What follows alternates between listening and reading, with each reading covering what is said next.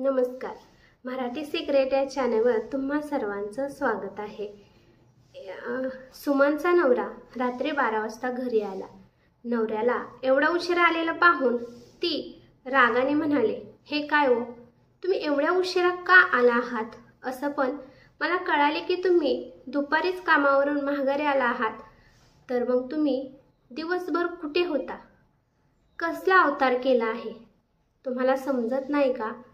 तर त्यानंतर त्याची बायको म्हणाली, ही हातात ही जुनी बॅग आणि मळकटलेले हे ट्रंक कुणाचे आणले आहे? तर नवरा गडबडीत म्हणाला की ते मी आईला. काय म्हणाला तुम्ही? सासूबाईला घेऊन आला आहात?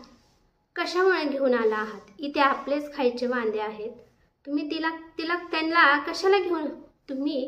त्यांना कशाला घेऊन आला आहात? तिची सासू बाहेर जी अंधारात होती ती तोंडाला पदर लावून रडत होती.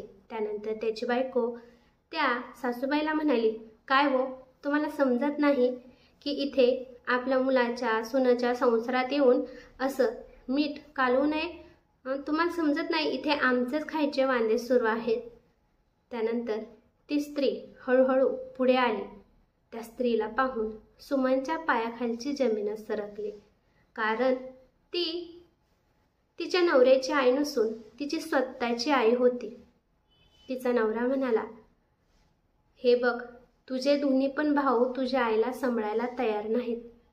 तुझ्या आईने मला दुपारी फोन केला, मला राहवलं नाही म्हणून मी तुझ्या आईला इथे घेऊन आला आहात.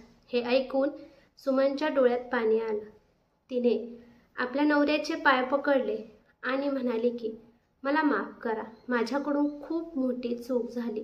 तुम्ही किती मोठ्या मनाचा आहात की माझ्या आईला तुम्ही इकडे घेऊन आला आहात.